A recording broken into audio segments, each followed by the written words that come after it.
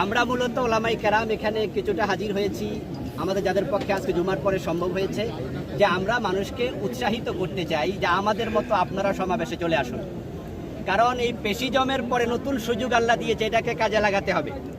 আমরা আশা করি ইসলামী দলগুলো এবার যদি এক হয়, হতে পারে এবারই কোরআন সংসদে চলে যাবে ইনশাআল্লাহ।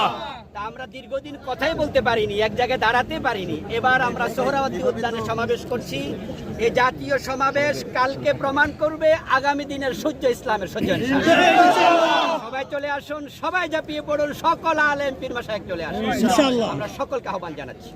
আলহামদুলিল্লাহ। কথা বলছেন আমাদের প্রিয় ভাই ফখরুদ্দিন আহমেদ। আসসালামু আলাইকুম রাহমাতুল্লাহ। আগামীকালের এই জাতীয় মহাসমাবেশকে আমরা শুধু একটি দলের সমাবেশ মনে করছি না, আমরা মনে করছি সারা বাংলাদেশের নির্যাতিত নিপীড়িত মানবতার সমাবেশ এটি।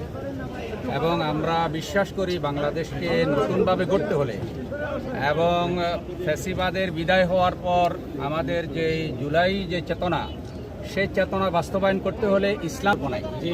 ইতিমধ্যেই এটা প্রমাণিত হয়েছে বিভিন্ন লক্ষণ দেখে। লোকের নেতৃত্ব এবং দুর্নীতি মুক্ত, লোভ লালসা মুক্ত সৎ মানুষ, এই লোক যদি নেতা হয় তবেই এই দেশে শান্তি আসতে পারে। কোনোদিন সন্ত্রাস, চাঁদাবাজ, দখলদার, দুর্নীতিবাজ এই সব লোকের নেতৃত্ব দিয়া শান্তি আসতে পারে না। এটি সারা দুনিয়ায় প্রমাণিত, বাংলাদেশেও প্রমাণিত। সুতরাং জামাত ইসলামী একটি সুন্দর কল্যাণময় দেশ গঠন করতে চায় বলেই, এবং ইসলামকে প্রতিষ্ঠিত করতে চায়। ইসলাম শুধু মুসলমানদের জন্য আসেনি, ইসলাম এসেছে সমগ্র মানবতার জন্য।